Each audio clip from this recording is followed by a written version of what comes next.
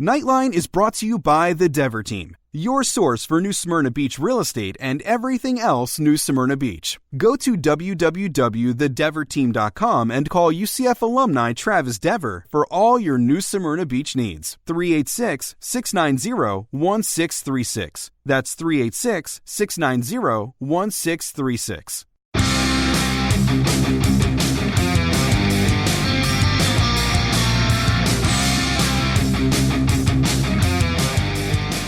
Welcome to UCF Knightline, your source for UCF sports and former player information.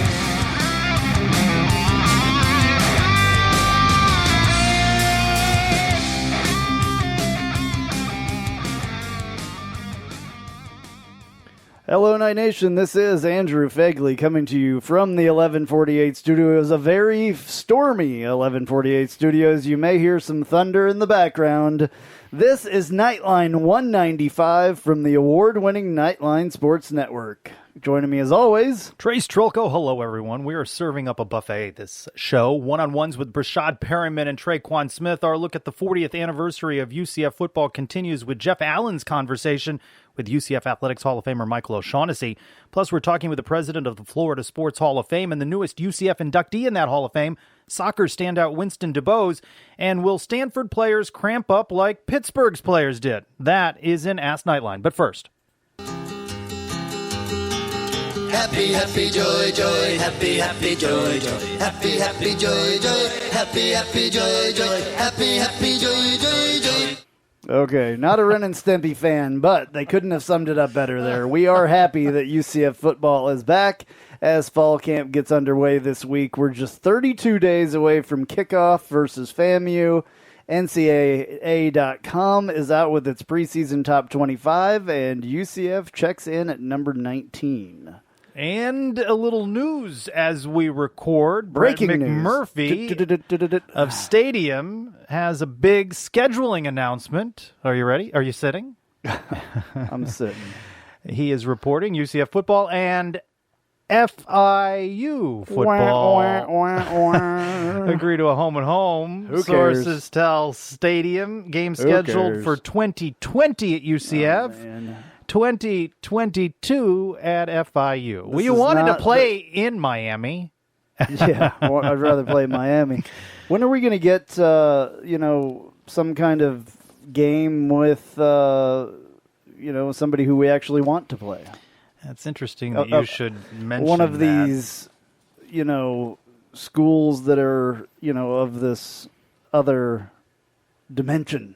Well, at facts_UCF with an Ask Knightline question that's appropriate now. When will Danny White announce some future football games? 2020 is quickly approaching with lots of open dates. Expectations are high.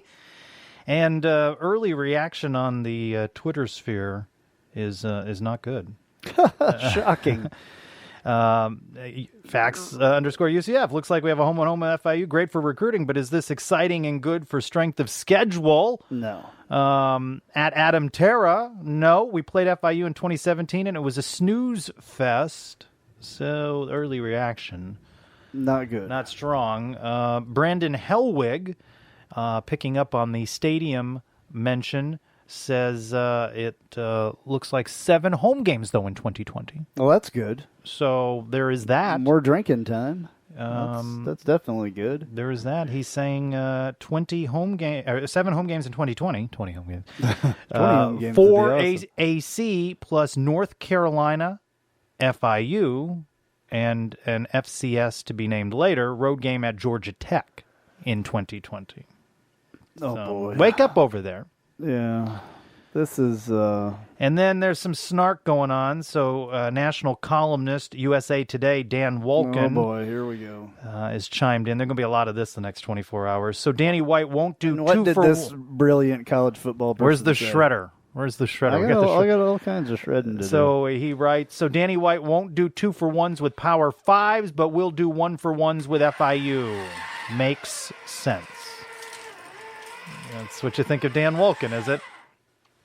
That was a really important piece of mail, I'm sure, that I just shredded, but whatever. And in response, a little Twitter fun on a rainy Sunday evening. Brandon Helwig has responded to Dan Wolkin with, "You're right, it does make sense. It would be hypocritical if he demanded a 2-for-1 from FIU."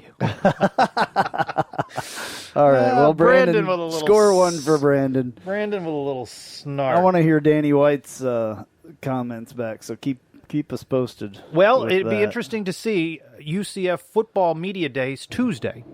Coming up this Tuesday. Kaboom. Speaking of the thunderstorm that is going on, I told you. That hasn't happened many times when we've it recorded. I wish I would have been counting down or something. That would have been so awesome. I wonder if Danny White will be at Media Day to take some questions about this 1-for-1 with FIU. This is embarrassing. So it's media embarrassing. availabilities as fall camp gets underway Wednesday, Friday. Have a chance to talk to Coach Heupel players. They're promising, by the way, 15 players at Media Day, so we could be chock full of sound. If all works out, we do have lots of work for me. We do have real jobs, but if it works out, we'll have some Knightline Nows on the award-winning Yes, we will. Knightline Sports Network. So Great. We'll have some Knightline Nows. So Awesome. So there's your big breaking kaboom news. Yeah. You don't seem very. I wish the thunder would have come in as you were saying that. Oh my God, Trace just got struck by lightning. I know. For saying it, Easy. Yeah, whatever. It's just, it's not exciting. Not exciting. You know what is exciting, though? It almost takes up 2 pages, the list of watch lists that UCF players. No, that's a pretty good list, and it's by great. the way. Well, it's one thing to be on the watch lists. I want one of them to actually win one of these awards. I know. Because you can put everybody on watch lists. But it's a good sign for the program It that you is. have so many. It is. Right? You don't want none of your guys to be on a watch It list. is. So Richie Grant is on all of them. Bettendark, Jim Thorpe, Nergowski, Walter Camp. yeah, and I mean, and those are big awards. College Player of the Year, Best Defensive Back, Defensive Stand-Up Player of the Year. Yeah. So Walter Camp, though, or not Walter. No, it wasn't Walter Camp that McKenzie won. McKenzie won the other remember. one Yeah, for College I Player forget of the which Year. one that is now. Yeah. Anyway, Jordan Johnson has a bunch of them. The AFCA Good Works Team nominee, Remington Trophy for Best Center, Outland Trophy for Best Top Interior Lineman, and Werfel Trophy for college football's premier award for community service. Jordan Johnson is such a good dude, obviously. No doubt he will be one of the folks that are brought to talk with the media. Yeah. At Media Day. Adrian Killens, the Maxwell Award for College Player of the Year, the Hornig Award for the most versatile player. Now, that's one that he could win. Because he is a pretty versatile dude. Greg McCrae Doak Walker Award for the nation's top running back. That's big that he's on that list. Gabe Davis, the Blitnikoff Award for best wide receiver. Jake Brown, the Outland Trophy for top interior lineman. And Coach Josh Heupel, the Bobby Dowd watch list for Coach of the Year, which he should have won last year. But he certainly should have been under totally heavy snubbed. consideration for said award. Going back to that 19NCA.com, what do you anticipate a couple of weeks away from the AP? Again, I think all these mean nothing, but it's good that UCF is in the conversation. Well, what did we finish? We finished an 11, I believe. Just outside top 10, right? So they're saying because we don't have McKenzie, probably. And Mac. Because now, we still have our head coach, so they can't blame it on Scott Frost. NCAA.com had Scott Frost in Nebraska at 20. Oh, that's good. That's good. I mean, they shouldn't even be in there, though. They had a horrible losing season last year. Why do they think they're going to be... Because he's going to lift them. He's going to turn them around. UCF in his second season. Yeah, it wasn't him. I have news for them, and they're going to have a losing season again this year, mark my words. Mark it down. 8-14, 7-28, 19, right there. Nebraska will have a losing season. I should save these things that you say. Sometimes you're prophetic. I'm quite a bit, actually, if you go back. Others more pathetic. But we did kind of go away from predicting week to week because that was a fool's errand we were on with that. Yeah, well, I kept picking us to win, and we did pretty good. Well, you did. You did get 25 of the last 20. There you go.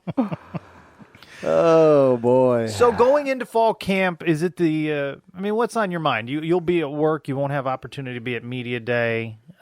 Thanks for pointing that out. Thanks for rubbing it in, Drace. That's not what I meant. Really appreciate it. But what's on your mind? If you could talk to Coach Heupel or the players, I mean, is it the usual questions on offense? If you tuned into the last episode, I went on at least a 5-minute rant about how I'm really scared about the quarterback position. Are you any better now? No. No. I won't be until I actually see something or hear something from someone, a little birdie that we have floating around out there. Well, Coach Heupel isn't going to say anything about that. No, you're not going to know anything, I don't think. I don't think you're going to know anything until... Right before. As the game starts. Whoever runs out there. Well, what do you want to know from Brandon Wimbush? I mean, if I want to know if he can throw accurately is what I want to know. How to phrase that if I get to ask him a question. Yeah, and I have to admit that I was looking at a different stat when I was talking. I was looking at the quarterback, overall quarterback thing or the passing thing. I can't remember which one it was. I didn't know which one it was then, obviously. But someone pointed it out to me that I was looking at the wrong stat when I was running all those quarterback numbers. Did it make any of it better once you looked at the right stat? Well, I mean, it was pretty close. But anyway, I will admit that it was in the heat of the show, and I was looking at the overall quarterback performance and not passing, I guess. So 8-16 on July 28th. Let's write that hey, down. I just I apologized. All right. Anyway, I'm still worried about the quarterback. What's a question you'd want to ask Wimbush though? Yeah, I can't ask. You're going to be more accurate. What would you want to hear from him? What have you worked on during the off season to make your, to pass better? No, what have you worked on in the off season? I mean, I would love to ask him. I mean, he's senior, so you got veteran leadership there. Yeah, I mean, but he's not, Have you ever looked at his film? I know you spent a lot of time looking at Huddle of the incoming. Have you ever spent any time looking at it? Yeah, I have. And, I mean, he throws the deep ball well. And he runs well. He throws the deep ball well, and he runs well. I'll give him those two things with the best of them. It's the mid-range stuff that I really worry about with him. The mid-range passing is not there nearly as well as it has been in the past for us. How much of a leap do you think a guy like him can make season to season as a grad transfer? Well, I will tell you the one thing that makes me a little bit, gives me a little bit of peace about this, and I will say that he has Josh Heupel, one of the quarterback whisperers, the Heisman Trophy whisperers, because he coached two of them to the Heisman Trophy. He has that guy teaching him how to, do his footwork and throw the ball and everything now.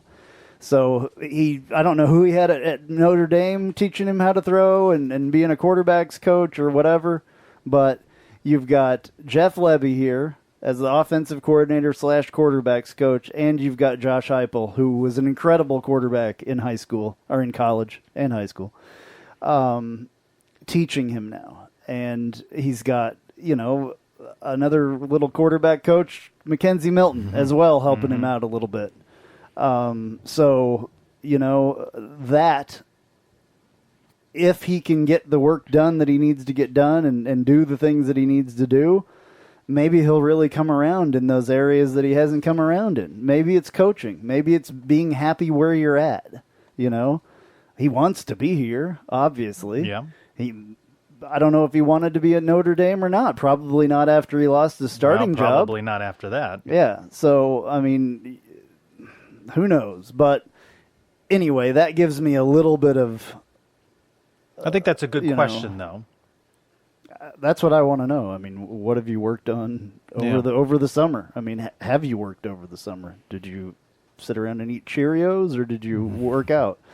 And then also, did you get with your wide receivers at all, during the off season? And play some sandlot ball, and just work on rhythm with those guys, because it's all about timing and rhythm. You see this right here? With wide receivers. Notes. I'm taking notes. I'm jotting down your questions. Thank you. I appreciate it. Anyway.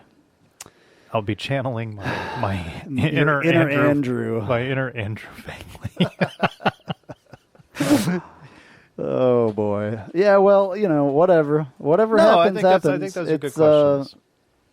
I'm worried about that. That's probably the biggest concern because that's a huge, huge concern. I wasn't so worried when I knew that we would have Mac. But when now we don't have Mac and we have a sophomore that's thrown one ball, we have a true freshman. And we have Wimbush, who lost his job for Notre Dame. Still, it is Notre Dame. And they play one of the best schedules in the country. Do. And he's got that, and he's beaten a lot of those teams. Those are the week in and week out. The year before. But he lost his job for a reason. True. So, and I'm not, y'all think that I'm a complete Wimbush hater. I'm not. If he does good and he plays to his full ability and like wins us games, I'll be the biggest Wimbush fan. Trust me. But it worries me. You ask me what worries me, that's what worries me. So, because I have watched his tape, I know that he can do some things good. And I saw, the first thing that I saw live of him was in the spring game, and it wasn't good. Well, he also was not running, right? Yeah. So his style was contained. It was. I mean, they ran a little bit, but they didn't want to touch quarterbacks. Yeah, Dylan Gabriel ran pretty dang good, though, during that spring game. So I was just seeing a highlight the other day that UCF put out there was a couple in the quarterbacks thing. There was a couple highlights of him running, looking just like Mackenzie Milton running. So you mentioned running, which is, a strong area for UCF. I want to give a shout out to Christian Simmons by C.A. Simmons, who's always great on Twitter with stats. First 6 games for Greg McCrae in 2018, 285 rushing yards, 1 touchdown. Last 7 games, 897 rushing yards, 9 touchdowns. Yep. You get the benefit of Greg McCrae for 12 games, 13, 14 games, or more there, So it's interesting to see what we're going to get from him. I'll tell you what, I think... And then you got to spread the ball around a little bit with guys, too. Did you see these pictures of all the groups standing there with their shirts off, flexing their freaking muscles? Yeah. Oh, my God, some of these guys. Was it like this in your day? Number one... This wasn't like weight training in your day. No, it's gone to a different level. Yeah. All of college sports, I think, have taken a step up. No matter what league or conference or division you're in, there's a step up on all that stuff. It's more refined than it was, the training and all that stuff. These guys are working out more than we worked out during college, I can tell you that, over the summer and everything. State-of-the-art equipment, nutrition centers. Exactly. I mean, they're letting them have what they need to eat all day long. Right, and, yeah. But Bentavious, did you see how big of a dude he is? What kind of role do you think he can play? Holy Moses. Well, that third down guy, for sure, unless you're going to give it to McCrae as well to be sneaky. See, McCrae he's not a super powerful runner. We don't really have a guy that's a super powerful runner that runs people over. So that would be the perfect spot for Bentavious. If you looked at Bentavious standing close to Latavius Murray, he looks a lot like him. Those two looked a lot alike. In fact, I was like, I had to look at the bottom of the thing. I'm like, oh my God, who is this other grown man? Do you think this is accurate? They're listing Bentavious as 6'1", 197. That may be understating. No, he's way bigger than that. That's what they have him listed Yeah, as. he's like 6'1", 210, 215 By probably. the way, Greg McCrae, 5'10", 175. Killen's 5'8", Yeah, 164. Otis, those are not, 5'11", 174. Those aren't the right numbers. Those are... Well, you saw the photos of Otis, too. So there's been transformation Yeah. in the weight room in the offseason. Big time with all these guys. The linebackers. Wow. All these guys are in great shape. I think these guys, personally, are in better shape than when Frost came here. And Frost came and got the guys in shape, right? Remember the difference between the O'Leary and the Frost guys? There's a big difference here as well, though, in the second year. There's a big difference. These guys are ripped, every one of them. So I hope Some of them have put on weight as well. So I hope that it's all in the right places and the right things were done and their stamina and everything else there, because football players, need that. You don't want to go out there. All that cardio has to be done as well. You can put on all the muscles, but if you don't have the cardio, you run out of gas. Right. So I hope that everything, all the I's have been dotted and the T's have been crossed. One thing I think, if we're being critical of Coach Heupel and his staff, was they kind of promised us Otis Anderson and Adrian Killens in a different way last year, and I don't think they ever fully, properly utilized those guys. They never did. So I'm curious to see what adjustments Coach Heupel makes, because those two can be threats if utilized in the right way. And because you got a 1-2 here in Greg McCray and Bentavious. I don't expect to see those guys utilized any differently. I don't. I really don't. They're going to use them just the way that they used them last year. Unless they've got this screen pass thing going, which all of us pretty much have clamored for those two to get the screen pass out of the backfield. So which does bring that question, if Wimbush is your quarterback, what tweaks to the offense occur, which of course Coach Heupel's not going to answer. And I'm going to have to go back and look now at Wimbush's stuff on screen passes, because I know that was used in Chip Kelly's or Brian Kelly's offense. So, I'll have to go back and look to see what he's like there. So if they can use these running backs like we want them and we think that they should use them with Coach Heupel's offense, it could be exciting, but it's not the offense that we saw. I keep saying freaking Scott Frost, and I hate to keep bringing his freaking name up, but because we didn't talk about him for the longest time. Everybody knows that this offense was not as exciting as that offense. That offense was like trick play, like very showy, blah, blah, blah. This offense from Heupel gets the job done. It's not as flashy. It's not as exciting. There's not nearly as much motion. Maybe there will be this year, though. Maybe things will change a little bit in the second year of installing that offense when you have guys. Because we kept saying we're waiting to see this offense. We're waiting to see this offense. Remember that? Mm-hmm. And I kept talking about it. This is not all he's got. This is not all he's got. People were thinking I'm freaking crazy. I know that there's more there. I know that there is. Maybe we'll see it again this year. Well, remember, but with this quarterback thing, makes me worry that we won't. Because now we're installing all this stuff with another quarterback that doesn't know the system. Well, remember Coach Heupel talked about transitioning from Frost and working with McKenzie and the players to keep some of the terminology same. Right.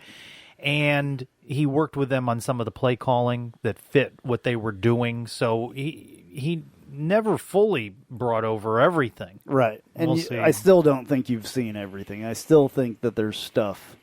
You saw some pretty exciting plays, though. A few trick plays every once in a while. I hope that they use that thing that they threw to Quadri and had him throw the ball again with another quarterback. Heck, you got Dylan Gabriel, who has a heck of an arm on him. You've got Quadri, who has a heck of an arm. You saw him throw it that one time. You can do stuff like that. You can do all kinds of stuff. Just when you mention that and you talk about Adrian Killens and Otis, you talk a lot about having options. Yeah. A lot of different There's things you can options. do. The running back room is absolutely packed with options. Any questions for you at wide receiver? You got Gabe Davis, you got Trey Nixon, some other names in there as well. Any concerns? Can somebody get the ball to him? Yeah, that's going to be the biggest thing. They can catch it. We know they can catch it. We know Gabe Davis can catch pretty much anything, unless it's way over the top of his head. I don't know if I should say that this way, but can they bail out a Brandon Wimbush if they need to? They can, definitely. They have to catch the ball. If the ball is underthrown or overthrown, they've got to be able to catch it somehow, and you've seen these guys do that. Because the couple of games that we had with Mac, there was a lot of that situation. And you saw once Mac was really on it as well, that one pass that he threw in the LSU game was beautiful, right in the corner of the end zone. The perfect pass. That was the most perfect pass that we've ever seen him, throw. And Gabe Davis, I believe, was the guy that caught that. And it was beautiful. And then who knows when we see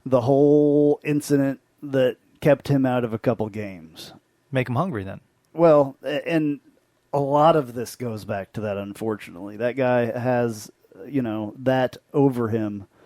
And it's unfortunate because I know for a fact that wasn't the way that it was supposed to be and all that. It was just, that was a weird situation. So main question, though, defensive line. That's your big question going into camp. That's seeing the names. Is quarterback your number one area of concern? Well, yeah, or defensive line?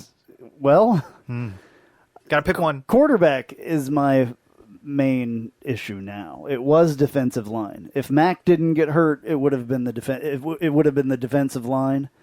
But now with this huge question mark at the most important spot on a football team, I don't care what position you play. The quarterback is the most, especially of the offense, obviously, is the most important spot. And dare say, a week from now and 2 weeks from now, we're not going to have many answers. Nope. We're not going to be told anything. We'll see when the game starts. And you never know. There may be some trickery there as well. I would not doubt at all that one guy runs out there and it just happens to be another guy runs in and is the starter. I would not doubt that at all. Or maybe there's a little bit of quarterback rotation for that first game. At least you that never first know. game, yeah. Yeah. That game would be the game to do it. Hopefully we see a lot of these young quarterbacks coming in garbage time. And even in that first game, if we get up enough, maybe a little bit before garbage time, it would be perfect to have one of them start the second half. So, a big concern for me, or a different quarterback, that's getting overshadowed by the quarterback issue. Special teams, I know special what you're teams. Say, yeah. That's just because that can cost you a game or can. two. A we missed have extra no idea. point. The punts did not look good during the spring game, but I don't think our actual punter was here. And then the kicker, the highly touted kicker, comes in during summer. That's who's going to win that job. A kicker though coming back, so we do have one. It seems like that's we wide open. open. A lot. It is, and we'll see. I mean, that's what you get with freshmen in those positions. But then again, the best part of that is you get a freshman in there and get him going, and by the time it's his senior year, he's on it. And doing great. So if they can get those guys going and get them acclimated to the college game, that's the biggest thing. Kickers, punters, any of these guys, really. The difference in speed between high school and college football, that's what those guys need to overcome. That was what McKenzie had issues with his first year as a freshman when he started. And didn't do so great sometimes. That was what it was. It was the speed of the game with him.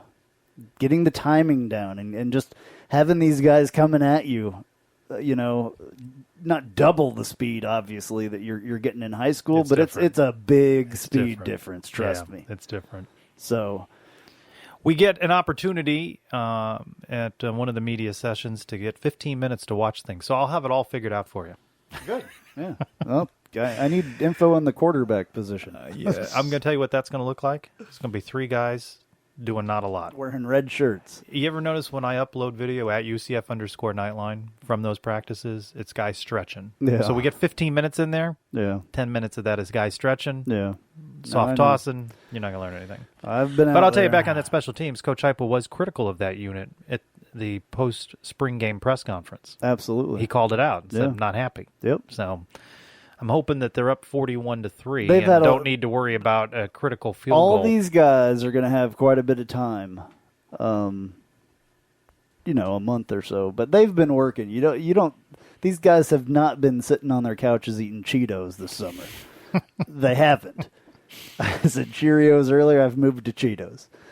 Anyway, was that your summer review? Is that getting to know you? Is that your getting to know you? Pretty By much. the way, that's ending tonight. Oh, thank God, because I still don't have anything. So you're going to start it again, and then I'll probably come up with something. I don't have one either yet. Oh, but we'll wrap it up today. Okay. We'll wrap it up today. So exciting. Does that mean this it is has real to football. be like more exciting than normal, or getting to know you? Does it need to be something? You got to like go out on a bang. Yeah.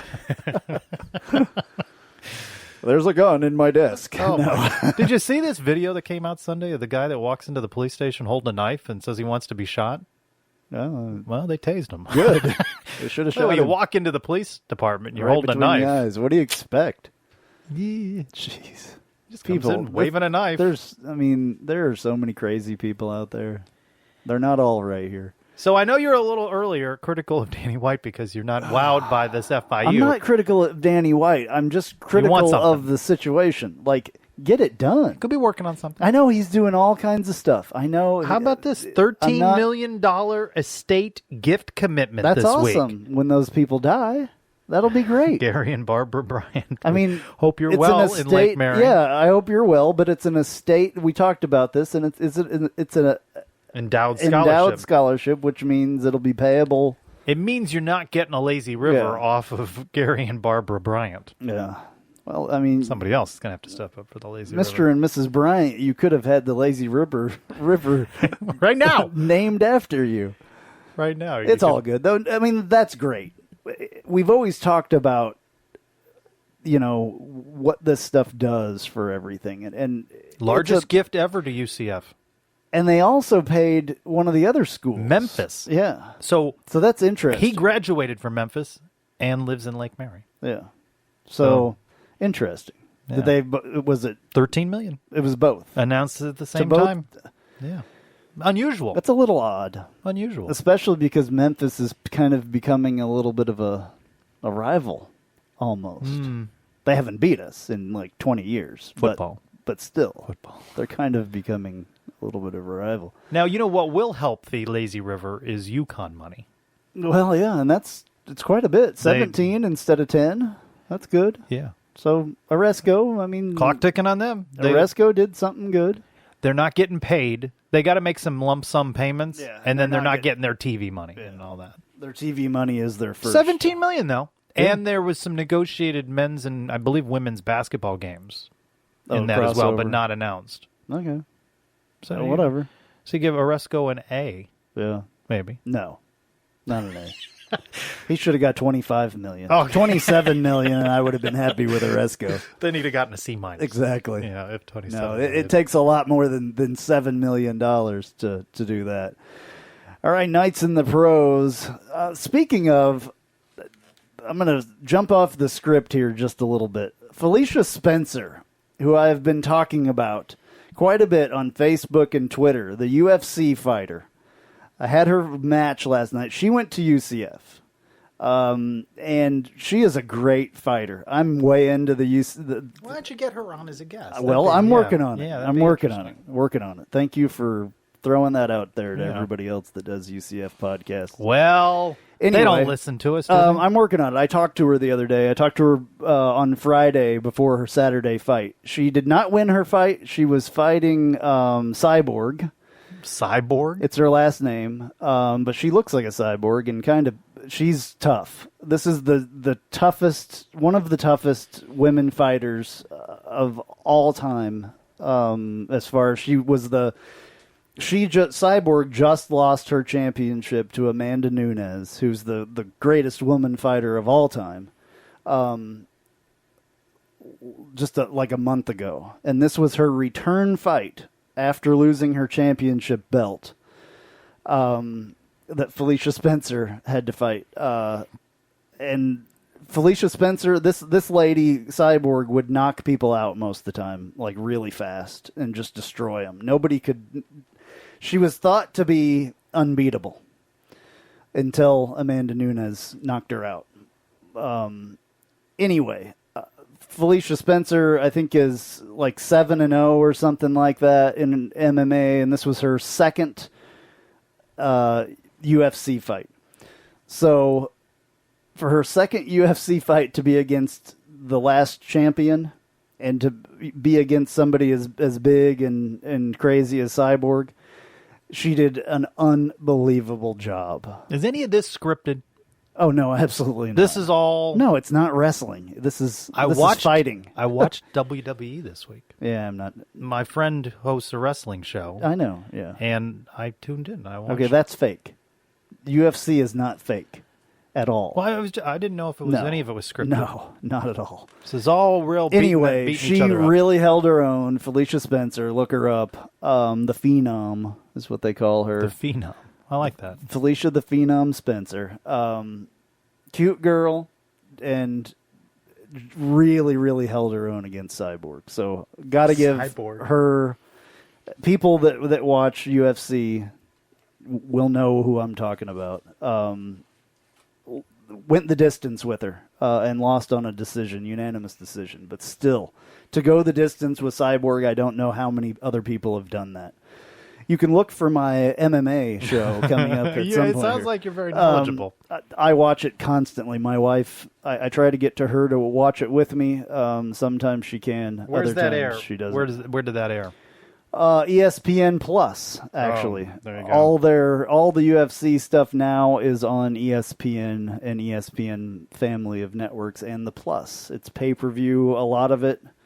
The pay-per-view last night, they do one a month, and they're like $60. So, anyway, other Nights in the Pros, our summer series of interviews with former Knights players that Trace caught up with during former offensive lineman Torian Wilson's recent football camp continues now with interviews of two standout wide receivers. First up, Brashad,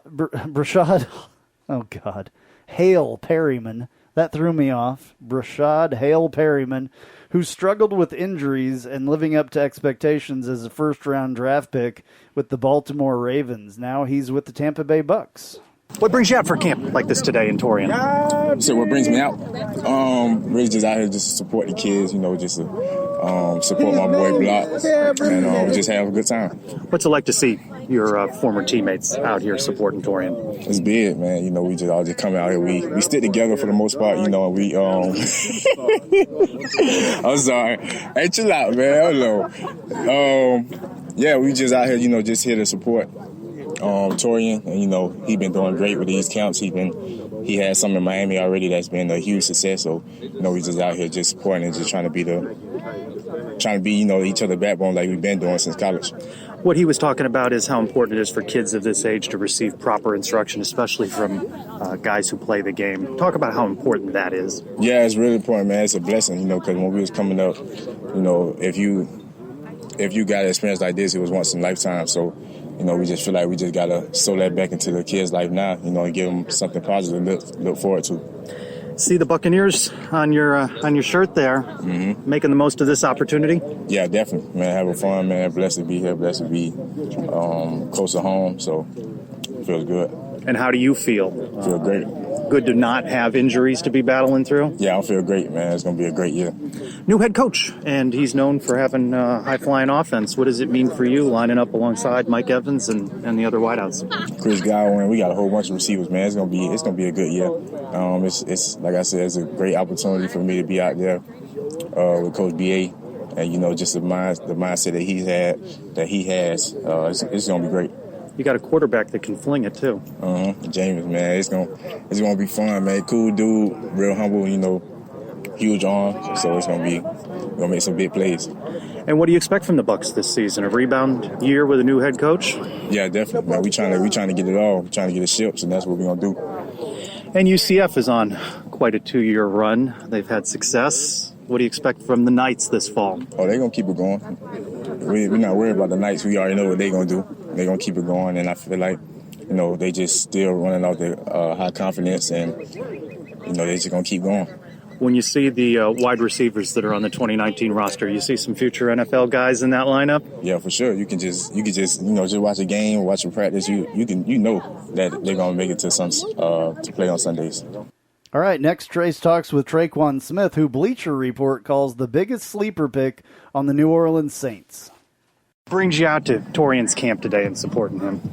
It's easy. That's an easy question. Torian, when I went to UCF, he was a upperclassman, a nice teammate, great teammate. So, he asked for me to help out. So, I couldn't say no to that. I had a chance, opportunity to give back. Torian was the first one to ask me, so I couldn't say no to that.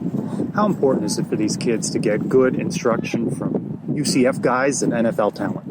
It is very important because, what they want to be in life. This was one of their dreams. So and why get it from someone else but players who did it before, players who've been to college and players who been to the NFL, who has the NFL experience. So it's a great opportunity, for kids to come out and learn, from people who actually know what they're doing and people who are willing to give the time out to do it. You had a pretty good first year for the Saints. How do you look back on it? I'm satisfied with the year I had, but can't be complacent. I wish I could have had a couple plays back, but overall I feel like I had a pretty decent rookie year. What do you got to do to make the jump in year 2? I just got to go out there and give it my all, and everything that comes my way, catch it. So, I don't give my quarterback any doubt or my teammates any doubt, so I just have to put faith in them. So when they know they got to come to Trayquan's going to get the job done. Saints came pretty close. Still a loaded, talented roster. You got a Super Bowl run in you? Oh, most definitely. We hate what happened last year, but we got to get past it, and just thinking about the Saints and that Saints organization, that happened to them. A similar thing happened to them the year before. And then, they bounced back with that year. And no doubt in my mind that we definitely going to bounce back. The other black and gold, UCF, been on quite a run. What do you expect from the Knights in 2019? Nothing short than an undefeated season. I love my Knights. I keep up with them all the time. I still keep in contact with a couple players there. I don't think nothing short of the Knights, undefeated season. And it's well known that UCF is wide receiver you. When you look at that roster for UCF this season, you see some future NFL talent? Oh, most definitely. The talent all over the board, not just wide receiver. I like all positions we have. So, but I definitely believe UCF is wide receiver you, being that I'm a wide receiver. All right, good to hear from those guys. Excellent work, Trace. Thank you, sir. We'll have more interviews with former Knights next week only on Knightline. 8-year NFL pro Josh Robinson is now in Jacksonville, and the cornerback spent 4 seasons in Minnesota, 2 seasons in Tampa, and was with New Orleans last year. Mike Hughes is on the physically unable to perform list as training camp begins, as he recovers from that torn ACL from his rookie season. So got a couple of guys in Jacksonville now. Yeah, a couple of guys in Jacksonville, a couple of guys up in Canada that are doing really well. Stanback, who was, with UCF for a little while, he is still the rushing leader after week 6. And Brandon Alexander is doing a great job starting in on everything going on there with Winnipeg, who are 5-1. They lost their first game on Friday night, so they're having a great season. One of the best starts for that franchise in a long time. So good to see CFL on the monitor here at the Yep, 1148 we're watching studios. it. I'm watching that game particularly. They were playing the Hamilton Tiger Cats from this was from Friday night. So bad loss for them, but both of these teams now, Winnipeg and Hamilton, are 5-1. So 2 top-tier teams there. Your CFL report by Andrew Phegley. You do MMA, UFC, and CFL. These are all good shows. Well, our other for you. guy, I didn't get to see where our NASCAR driver finished. Let's go to a break there. Yeah, we'll 40 years figure out of that. UCF football. Our Jeff Allen is talking with a man who was on that first team and who is still in the UCF football record book in several categories. Don't forget, Knightline. Check us out at knightlinesports.com. Hey, this is Travis Dever, Kai's Real Estate, the Dever team, New Smyrna Beach. Your source for real estate and everything else, New Smyrna Beach. Proud sponsor of Knightline and Knightline Postgame Live. Call me anytime at 386-690-1636. That's 386-690-1636. Let me show you my hometown, New Smyrna Beach, UCF's favorite beach. Go Knights and charge on. All right, the Knightline Sports Network's Jeff Allen, who hosts the AAC Report, helps us look back at this year's 40th anniversary of UCF football. This week, Jeff catches up with UCF Athletics Hall of Famer Michael O'Shaughnessy, defensive end on that inaugural 1979 team. This is part 1. We'll have part 2 next week. Michael, we'll just go right to it. So how did you end up on UCF's first ever football team? Interesting question. I think out of 180 guys showing up on that first day, we all had different paths. No two were alike. For me personally, it was straight out of Sam's Woodshed Pub, which was an old bar down in Castleberry, Florida. Tom Murphy, the owner of the bar, was UCF's first offensive line coach with Tom Brady. He employed me as a bouncer, and at the end of the day, I was very interested in walking on the gridiron there. I had just got through playing for UCF on the baseball team where I'd walked on, and that year in 1979 we were conference champions, co-champions along with Florida Southern, who was that year's national champion in Division II baseball. So for me, it was a interesting path. I hadn't played football since 8th grade. I'd quit high school in 9th grade. I think everybody's heard this story, but I just didn't like school, was surfing and mowing yards and pulling stumps and fighting in bars and bouncing at Rosie O'Grady's and Sam's Woodshed Pub. And an opportunity to get into school came about. I had just gotten out of Seminole Community College where I'd went 3 years, and I had an opportunity to walk on the baseball team out of UCF. And when football raised its head, it was a natural. It was a natural for me and a natural for a lot of guys that just wanted to play a down of college football. And it was a very unique experience, very, very interesting for everybody. And I've never looked back.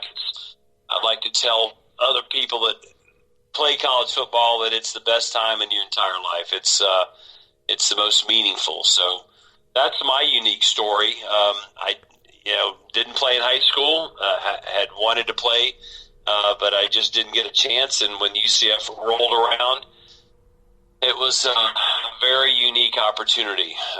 Enjoyed every minute of it. So let's talk about the very first game as a brand new program. You guys go to St. Leo and win that game 21-0 in what is often described as very unique field conditions. What do you remember from that very first game? Well, St. Leo, that first game, everybody was really, really nervous. We had our game uniforms on. For the most part, we had breakfast out at UCF. I think a lot of guys got sick from the breakfast. It was a very rainy day. It was a ride over to middle of Florida, where St. Leo was. It looked like a very low-end high school setup, more cow pasture than not. It was really, really unique. I mean, it was our first game. And I got to tell you, for historians, it really wasn't UCF's first game. The very first opposite team that we ever played was Orlando College. Okay. We played them in a scrimmage on UCF's practice field, and we won 6-0 off of 2 field goals from Tom Hungerford. And they had a bunch of local guys, and they were a startup football team, and we were a startup football team. And of all years to have 2 startup college football teams, we survived, and they didn't. But getting back to St. Leo, we got over there, and we were in a long hallway in the school, sitting in the hallway, and the coach was trying to get word whether we were going to actually play the game or not. And I remember him telling us that they were going to play the game despite the rain and the field being practically underwater.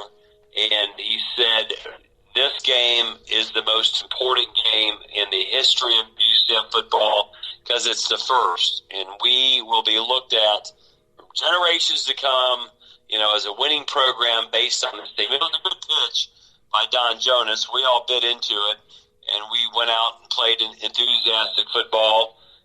Mike Stapp running for 101 yards. Scrappy Mike Cullison from Evans High School playing quarterback. Mike Stapp, obviously, from Bishop Moore. Bill Sagas from Bishop Moore. Local guys, Billy Giovanetti from Lyman High School. Bill Ray from Winter Park High School. Joe Workman from Winter Park High School. Most of us all from local schools here. Not everybody, but It was a really, really well fought game. I thought it was a perfect game.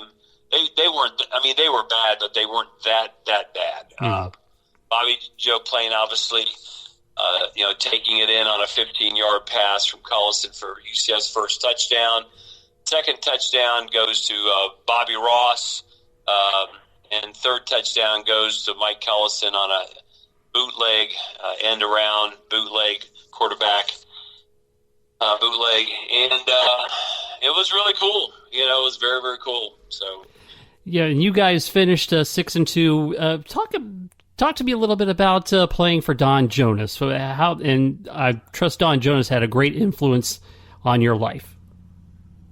People don't realize what unique talents Don Jonas brought to this time and era. Number one, Don Jonas was Orlando's first celebrity sports athlete. Mm-hmm. He had his own radio show. He was the quarterback of the Orlando Panthers. He was UCF's first coach. He was everything. He was the main athletic identity for Orlando sports. He was a big-time Canadian Football League star. He was a three-time Canadian Football League Most Valuable Player. He was an All-American running back at Penn State. He was a man's man, and what I remember most about Don Jonas was during practices. Whenever we would have skeleton drills against the defensive backs, he would throw the ball, and he would just zip it and zing it and thread it, and he would frustrate our defensive backs. Mark Wiggum out of Sanford, Florida. You had Dean Groves out of Oak Ridge. You had a bunch of boys out of Evans that were back there in the backfield. Ron Johnson from Ohio was down playing defensive back. But Don Jonas could just zip it. So, Don was not a rah-rah guy. He was just a man's man. That he inspired us just by his athleticism. He was really a phenomenal athletic physique guy. And he loved women. He loved women. I'm not going to get into that, but he loved all shapes, sizes, and forms, whatever. So, but he was a great coach for us to have the first two seasons. He shared it. The third season was Sammy Weir, who was a Lake Howell High School coach that had won the district champions there the year before, the Lake Howell Silverhawks, and where Brandon Marshall came out of, and Darren Slack came out of later on. But Don Jones was a great guy, still is. We had some great coaches of that time. I mean, our coaching staff was phenomenal. Tom Murphy, All-American, Purdue. We had Tommy Bland, wide receiver, Orlando Panthers, and some other football teams. We had Ray Tizeo for running backs. We had Bugsy Engelberg, who was the general manager later of the Tampa Bay Bandits. Yeah, man. And he was also Ray Guy's punting coach for the Oakland Raiders. Okay. He had Big Lou Ross. He was our he was my favorite coach. He was I was a defensive end, and he was my specific coach. Big Lou Ross was a defensive end for the Buffalo Bills. He played with O.J. Simpson. Orlando boy, a big Lou Ross. We had Coach Green, and we had a bunch of guys that were Tom Brady, who was offensive All-American for Tennessee. Just some great coaches. John Pincinetti, I don't know where he played, but he'll be at this reunion. I want to give a shout out. We're having a 1979 reunion at the UConn game, and if you haven't gotten hold of me or Hillary Horner, you can find me on Facebook or some of the other places. But we've organized. We're going to meet the existing team that Friday. Be honored to watch them practice and meet them for a meal. And we're having our reunion at the stadium, and will be announced at the UConn game. So that's the 40th year of UCF football. Yep. It's 23rd in Division I. I've been a long-time fan. I love it. I live and breathe black and gold. I always knew that UCF was going to be a big-time college football team. And, I mean, I couldn't imagine how big it is now. But George O'Leary and Josh Heupel, I mean, it's unbelievable. And here's the thing: if you're a UCF fan, and you know this, we are just starting. Yep. And you would not believe the layers of depth we have. I think Josh Heupel told me that at his third practice scrimmage, at his third spring practice, he had 100 and some odd guys out there from high school. 35 of them, of which they had already offered scholarships to.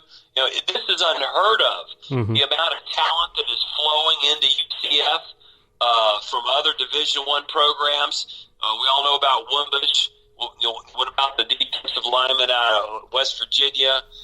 What about the new receiver now from Oklahoma? These are 4-star guys. They are coming to play, and they're not all from Central Florida coming home. They're just coming because of our brand.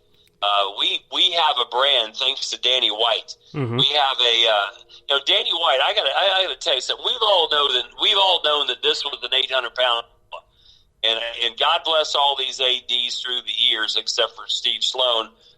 They've all tried to wrestle with this thing. It's so giant and so big, nobody could get hold of it.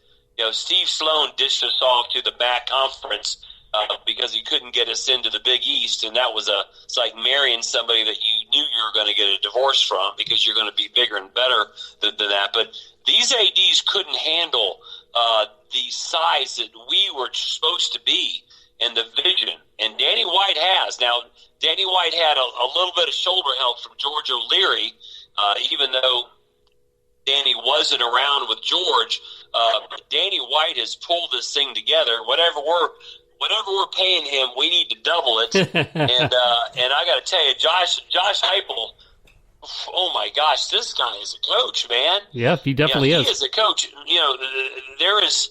Let me tell you something. Frost inherited, more than 50 or 60% of the players on that 217 team came from O'Leary. All right, now I get it. There wasn't a connection between the players George had and George's age. But the bottom line, those are George's guys. The guy that put us on the map with that team was Shaquem Griffin. Yep. His energy is what carried us. Yes. Despite the changing and all the coaches and all that shit. Let me tell you something. When you have a guy with that kind of energy, I mean, look at those games that we were down and we couldn't win, we couldn't overcome Memphis. His energy rallied us. That guy is a never say die guy. He's a never say die guy. And you wrap yourself into that kind of mentality, you don't lose to anybody. No. You don't lose to anybody. And that was a 217 team. That wasn't Frost. I remember Frost for the Maryland loss. He showed how new he was there. But anyway, back to Josh Heupel. Josh Heupel's raised a family here. He loves it here. He thinks he can build a Michigan or a Notre Dame here, and he could have, unlike all other coaching jobs where you have to move every 3 to 5 years, he thinks he can have a career here, and it's the hottest. We all know this. The hottest recruiting fertility Browns. This is a big time city that's emerging. It's emerging with this program. Wow, we are just really starting. Forget Dante Culpepper, forget the 79 teamers, forget the 90 teamers or the 2014. These guys are just friggin' starting. It's amazing. Let me tell you one story, and I'll shut up here. I'm at the Bishop Moore game against Jones last season, and this one kid from Jones stood out. He was purely, you could see that he was bigger, faster, stronger. He was the stud. He was the captain. And I'm holding the chains during the game, and I'm talking to the other chains guy. Says, "Man, look at this guy play. He's got to be phenomenal." And this guy pops up behind me. He goes, "Yeah, well, that's my grandson you're talking about." I said, "No kidding. Where's he going?" And he says, "Well, Clemson's offered. FSU's offered. Florida's offered. Clemson, in Texas want him." I said, "Well, where's he going to go?" He goes, "He wants to go to UCF." Nice. Well, the next day, I freaking contact UCF, and they say, "Yeah, we already got him. Nice. We already got to." And this guy enrolled in December. His name will come to me in a second, but this guy's a phenomenal defensive lineman or tight end or D-end, out of Jones High School. These are the kind of guys that we are getting now. Now, I will say for these guys that are recruiting local, what we offer that no other school offers, if you're going to have a career here after your university days are over, then you have instant employment. You have instant recognition for the rest of your life. Back in 79, I played so long ago, and I got into real estate back in 81. I still live off of my playing days and my association. So just think about if you were a star playing now, it's just really phenomenal. So yeah, well, hey, no problem, and we have you as the guest, so you're entitled to speak. It's okay to make it the Michael O'Shaughnessy show for a while. We don't have a problem with that. So, Michael, let's go back to your playing days, because you were, not just because you were on the first team, but you were UCF's first elite pass rusher. You're still in the top 10 in sacks with 22. You had in the single season, you're also in the top 10 as well. What led to your success at getting to the quarterback? I don't want to brag, but I have an intense nature, and they let me play this position. I was a running back for the first 4 games. I was never going to get in front of my staff for certain reasons. And at the end of the day, I asked to go over to defense. I'm not fast enough for a defensive back. A little bit small on the size for linebacker, and we had some good ones anyway. Doug Gatewood is a phenomenal linebacker, defensive back. We had Billy Giovanetti, Mike Porowski. We had so one game we were losing pretty bad, and they were just running around the end. And Tom Murphy, the old bar guy from Sam's Woodshed Pub, who knew me. I had over 200 fights in his bar as a bouncer. Yeah, plenty of practice then. They said put O'Shaughnessy in the defensive end, and I had 5 sacks. People don't know this. I had 5 sacks in one half. 5 sacks in one half, still a school record out of 40 years. That was the Emory and Henry game. Yeah, and at the end of the day, I never gave that position up. I wouldn't let anybody take it from me. I was on the small side, 185, 190 pounds, but I flip-flopped to the weak side, and purely I just had some intensity to get to the guy on the ball. Ended up having 10 sacks on that season, 12 the next season. I actually averaged 1.8 sacks a game in my career. And at the end of the day, I love just hitting, and I love that aspect of just ripping and roaring and sideline to sideline. I got to tell you, it was just so meaningful to me to be part of a team. I always wanted to play high school ball. I didn't get that chance. I always loved the physical nature of fighting somebody, and I loved everything about being on that defensive line. And I have to tell you something, we had a great defensive line. We had Ed the Bull Gantner, who played for the the Jacksonville Bull. He was a professional wrestler. We had Mike Summerfield out of Miami. He's another 6'5 guy, 240, 250, 260.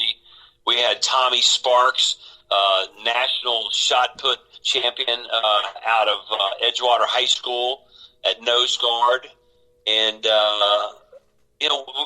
we had, in my opinion, one of the best defensive lines ever out at UCF. We were playing on another level, but we were playing at a level that we were supposed to be, playing on, still looking up, but obviously not on today's, level.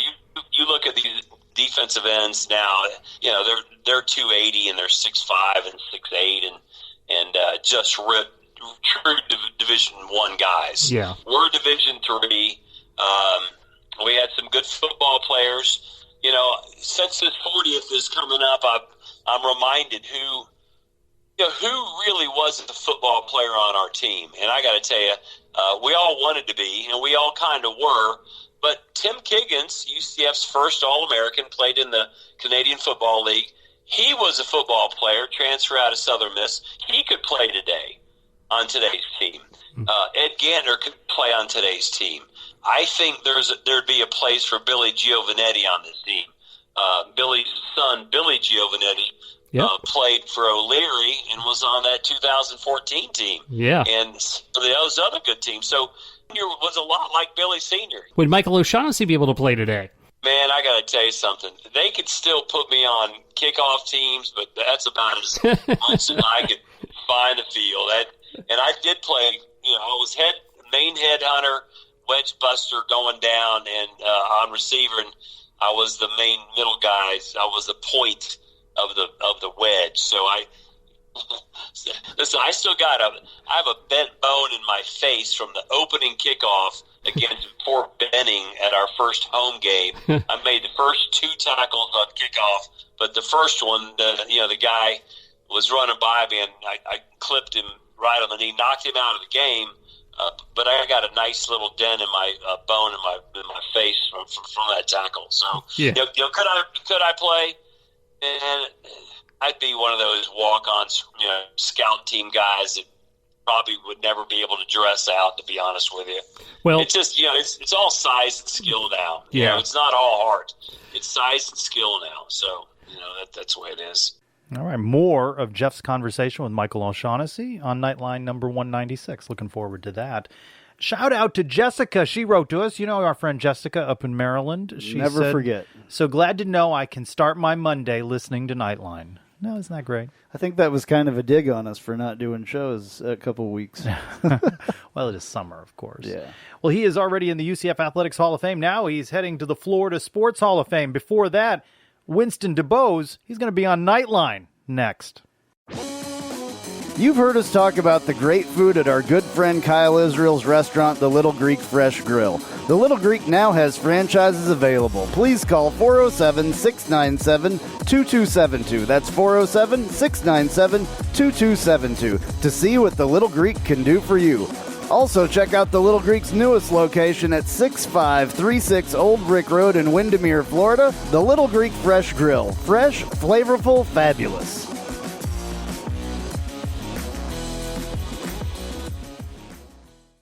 Two of UCF's greatest are Hall of Fame bound. Dante Culpepper and soccer standout Winston Dubose are heading to the Florida Sports Hall of Fame. Let's talk about it with the Hall's president, Barry Smith, who joins us on the Knightline hotline. Barry, thanks for joining us. Well, hey, listen, thanks for having me. I'm always excited when I get a chance to talk about the Florida Sports Hall of Fame. Well, tell us more about it to begin with before we talk about this class for 2019. Well, we're 58 years old. We were founded in 1961 by the Florida Sports Writers of Florida. And from there, it's been a really incredible journey. Certainly, I wasn't part of it when it started in 61, but I've been involved quite a few years. I'm now serving. I'm in my 5th year as the president of the Florida Sports Hall of Fame, and I'm very thrilled how we have grown the organization, especially over the last 5 or 6 years, because of what we're doing. We're traveling all over the state of Florida. We're taking the Hall of Fame to the people, even though we have a wonderful facility there in Davenport, which is just outside of, between Lakeland and Orlando, right off I-4 and, Highway State Road 27.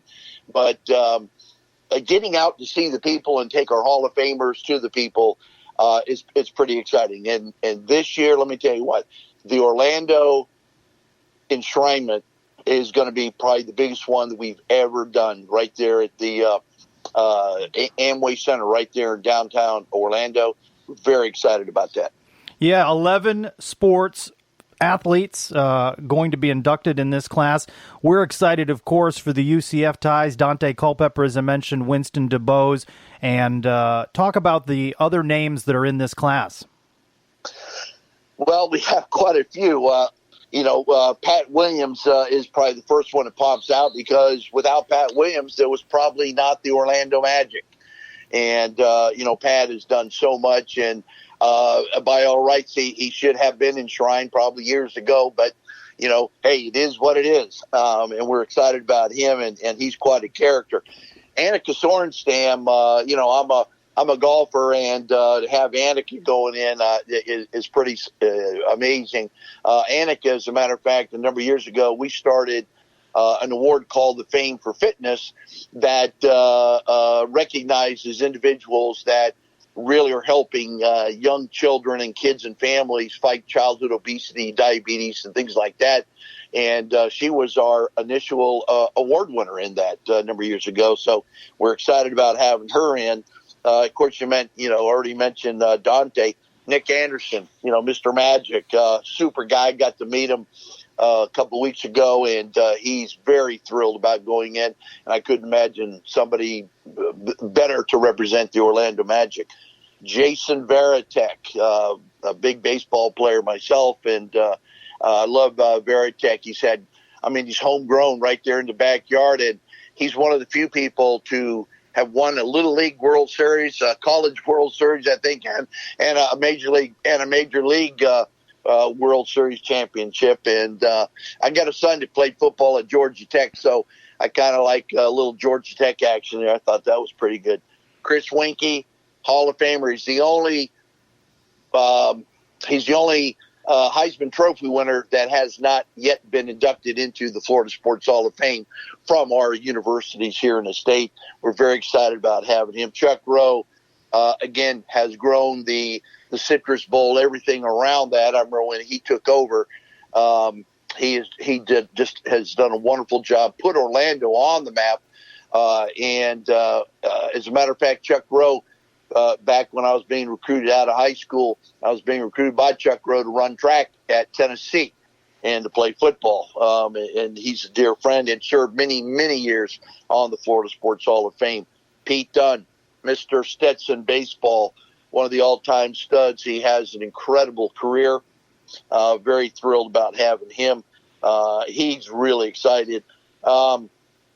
David Little is one of the Hall of Fame that we'll be inducting posthumously because he is deceased, unfortunately. But one of the greatest, if you look at his stats, he still, I think, is the all-time tackler in the University of Florida history. Of course, had a great pro career as well. I know his brother Larry Little, when we spoke to him, was very emotional about it. He was very excited about having his brother to be inducted. Winston Dubose, I remember used to watch when I was playing with the Buccaneers in those early years. The Rowdies were winning better than the Buccaneers, and Winston was a great Tampa Bay Rowdy. It's also a good friend of mine, and very excited about having him. We unfortunately haven't had a lot of soccer players go in, and Winston, I'm thrilled to have him. And I'll say last but not least, Lois Webb from Florida Southern right there. Again, when you look at her record and what she has done in the world of women's volleyball, she's in every women's volleyball Hall of Fame there is, except the Florida Sports Hall of Fame. So if I'm out of breath talking about them, we've never had a class with 11 individuals. And it's interesting how we wound up with 11 individuals, but we do. It's going to be a wonderful night when we have the enshrinement there in Orlando on Tuesday evening, November 12th. But it will be a Mac Daddy event, trust me. And that's something that members of the public can attend? Oh, absolutely. Everything we do is open to the public. Now, obviously, we do the corporate sales and you sell tables and so forth and so on. We're tracking right now to be probably one. It will be the largest one. Our pre-sales, even before we had the announcement, were very strong. And we're reeling in the sponsorship, so we're excited. But yes, it is open to the public. If you go to our website, the website has all the information you really want. Now, I will say right now we're just moving the table sales because we really don't push individual sales at the 11th hour. If we're not sold out or we have a little bit of room, we may do something at the 11th hour. But we encourage the table sales. And, why not? That's the best way to go in because you sit with all your friends and you eat and drink and rub elbows with some of the greatest legends in Florida sports history. And folks may not realize that there is a charitable component to the work you do for the Florida Sports Hall of Fame as well. It's very interesting because we are a 501c3 ourselves. However, when I took over as the president and we grew the board, made some changes. We decided that we wanted to take on some additional, we want to be able to give back as an organization. So every time we have an event, whether it's a golf tournament or a fishing tournament or sporting clay event, or we're out just smoking cigars or doing baseball gigs, we want to identify specific charities and give back to a local charity or charities. And, some of the big ones, the Florida Sheriff Youth Ranches and the Shriners Hospitals for Children's, are some of the bigger ones. But, we've done all kinds of charities, and it's very important to give back. You've talked about that very impressive class of 11. What's the criteria? What are you looking for enshrinement into the Florida Sports Hall of Fame? Well, first I'd say real easy. Excellence. Now, it is one of the, when I say headaches, one of the challenges, probably a better word, of selecting a class and selecting individuals. Unlike, the Pro Football Hall of Fame or, the Pro Baseball Hall of Fame, or all those Hall of Fames are individuals to a specific sport. And it's much easier to track individuals and all that. Now, think about the Florida Sports Hall of Fame when we have not only men, but we have women. We actually have a horse that's been enshrined, but we have not only men and women, but think of all of the sports that are out there. Various Olympic sport. I mean, and so it is a challenge because it could. I'll say,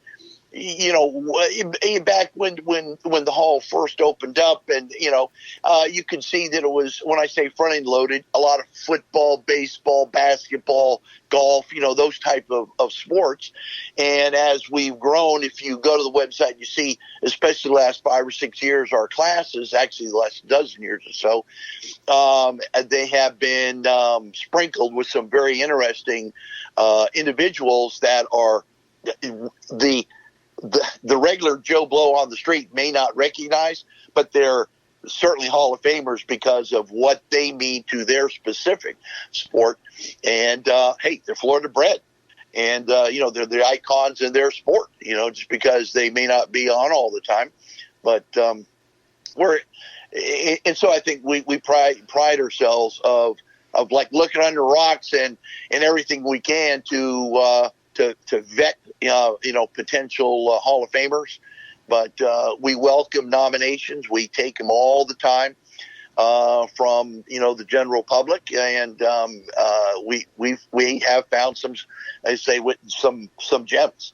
So it's very exciting. You got to be born in the state of Florida, or you make your name in the state of Florida. So it's kind of simple, more or less. But, that's a quick down and dirty. But the vetting process is quite extensive. You mentioned a physical location where folks can see memorabilia. Talk a little bit more about that, and what sorts of things will you carry in that Hall of Fame location? Well, first I gotta give a shout out to Polk County. The Polk County, their sports authority, have been incredible partners of ours, and for a number of years. Because without going great detail, we were originally in Cypress Gardens, and the Japanese bought Cypress Gardens. They booted the hall out. They were in Lake City and had a wonderful facility up there in Lake City. But we were also, a lot of our funding was from the state. When Jeb Bush was the governor, there was some line item vetoes and we wound up, lost our funding. And all of a sudden, boom, the hall basically had to kind of close its doors, more or less, and all this wonderful memorabilia went into storage. But very quickly, everybody rallied. Polk County stepped up, and we have a wonderful facility. We have about 5,000 visitors a month. But the material, there's all kinds of videos and all that. But the memorabilia runs from, it's incredible stuff that we have there. Stuff that you and I weren't even born when specific, uniforms or gloves or bats or balls or, whatever you want to, programs or whatever you want to say. We're doing their thing, and we're just thrilled to have a brick and mortar and a wonderful facility. And again, the Hall of Fame enshrinement coming up on November 12th in Orlando at the Amway Center. And two UCF connections, Dante Culpepper and Winston Dubose, joining this illustrious class of 11. Barry, we appreciate you joining us and talking and educating us more about the Hall of Fame.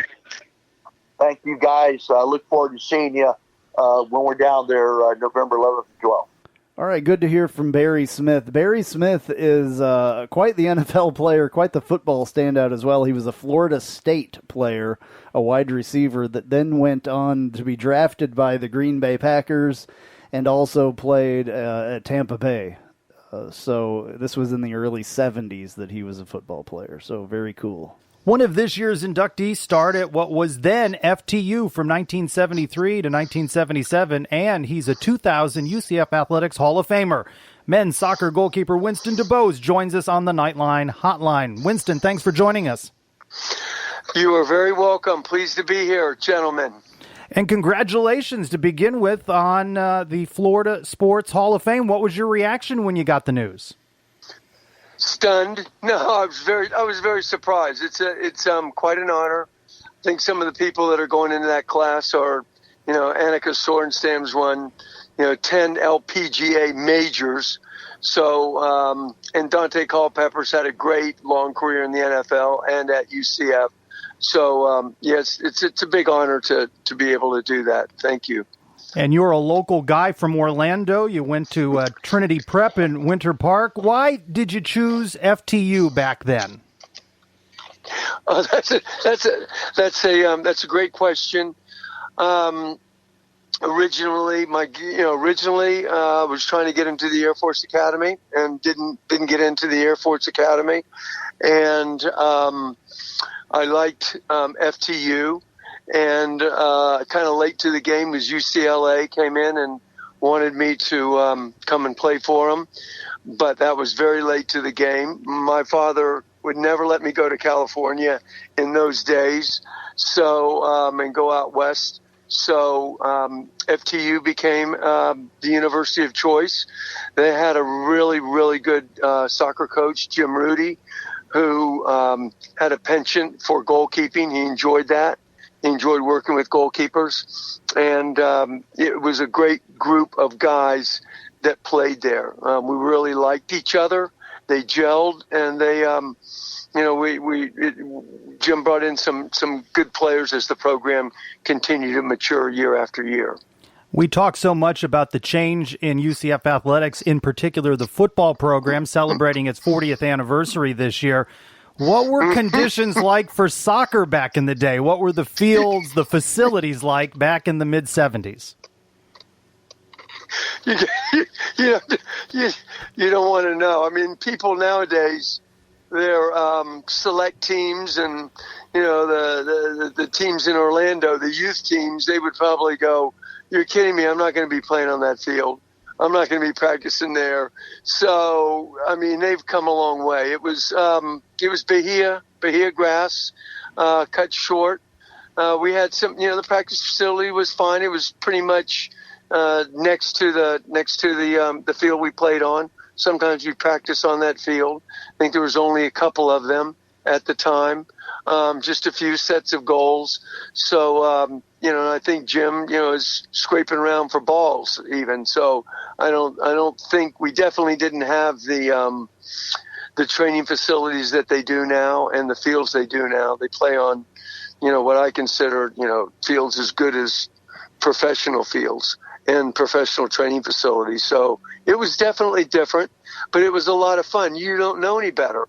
You're out there and you're competing against some really good programs, and our guys did great against them. So it's what they say. It's if you don't know any better, it doesn't make much difference, does it? True. 15-1-1, the record in 1976. You set school records, career shutouts, season shutouts, career goals against average, season goals against average, and earned distinction as the first men's soccer player elected to UCF Athletics Hall of Fame. When you got that news, what was your reaction at that time? Well, that's a little while ago. You guys are really dating me. That was in 2000. That was a big. I mean, to me, it was a really big deal. I was flabbergasted and surprised and honored because at UCF, Trinity is very geographically very close to UCF, and to go to UCF or then was FTU, and to be able to, I think, be the first All-American, then 3 times at that, was a huge honor. But once again, I credit the players around me and Jim Rudy. He did a great job with the program, and you got to be set up with against really good competition.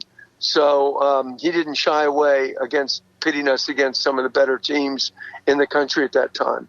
So, yeah, that's it. That was a huge honor to be in UCF's Hall of Fame for sure. You talk about some of these things dating you. Admittedly, I'm dating myself a little bit. I grew up north of Tampa, and I really followed you and the Tampa Bay Rowdies as a kid. You make that jump to the pros. That was a big jump from FTU to the Tampa Bay Rowdies. Massive. Yeah, it was massive. It was massive, not because it was FTU. It was because college soccer is not, as mature as it is now. But, I mean, professionally, I was playing with and against some of the best players in the world. We had great players here in Tampa, as you know, Rodney Marsh and Peter Anderson, Steve Wagerly, some tremendous players, Wes McLeod, Perry Vanderbeck, really great players. And so you really had to up your game. So where I managed to do that, very fortunately, is to go to Europe in our off season and train in Europe in the first division and play games over there in the reserves and in the Southern League. And that probably shot my game ahead light years, without a doubt. Without doing that, I don't think I would have. I think I really would have struggled in the North American Soccer League. And no doubt that experience helped prepare you for being on the U.S. national team. We think of it in modern terms, but in the time frame in which you were in, U.S. soccer was still up and coming. That's a good question. I mean, we stood on the shoulders of the people in 1950 when the United States beat England 1-0, but on subsequent U.S. teams, we didn't have great success. Even then, when I was playing on qualifying, that's why qualifying for the World Cup, Mexico and Canada were a nemesis. We really struggled against them. And 1990 is when we got in, the first World Cup with so many of those, after so many of those consecutively too, right? So the streak just got broken recently. But to me, I mean, that was just part of the growth. And the players today stand on the shoulders of those guys in the 70s, 80s, and 90s and 2000s that, did all that good work for the U.S. So now there's an MLS, and it's going to be in its 25th year soon, and it's flourishing. So soccer is good. It's very different, you're right, than what the players are kind of treated in that now as compared to in old times. Really old times, like 1980. Earlier you said you didn't know what you didn't know. Could you have ever envisioned the climate would be such for soccer in the U.S.? Still a long way to go to catch up to the rest of the world, but really different than it was during the heyday of even the NASL. That's a great question. I didn't envision, or I would never have dreamed of a domestic league being as well attended as the domestic league is now, and soccer purpose-built stadiums being played in regularly, and basically they're mandatory now for every MLS team. So it's very, very exciting. It's going to take some time. You're right, Trace. You're right, Andrew. It's going to take some time for us to eventually, catch up to the rest of the world. I think we're going to we've had our moments, 2002, 2010, 2014. We've had our moments, but consistently, it's still taking some time, but it's promising. I think soccer in the United States is very promising. It's a very bright future. Back in 2015, you made news locally for funding a scholarship for student athletes and as well the locker room refurbishment for men's soccer. Why was that important for you to do? Ooh, another good question. I really feel it was important to give back. I think UCF has given me a great foundation academically and athletically. So I really felt I was fortunate and blessed by God to have the money and financial wherewithal to do that. And also, I just think I think people that, they're soccer guys now that have maybe a bent in business, a little help somewhere would be, if I can help a little bit, yes, that's what I want to do. I just felt it was that important. So UCF has been a very important part of my life, and that's the reason why I wanted to do it. All right, I'm going to chime in here. I haven't said anything yet, but so very quiet, very quiet. Well, Trace, this is Trace's thing, so I wanted to kind of let him do it. But I have a question for you. Since Sure. You're in the UCF Hall of Fame, you're in the Florida Hall of Fame, what is your biggest sports accomplishment in your eyes? Those are two big things.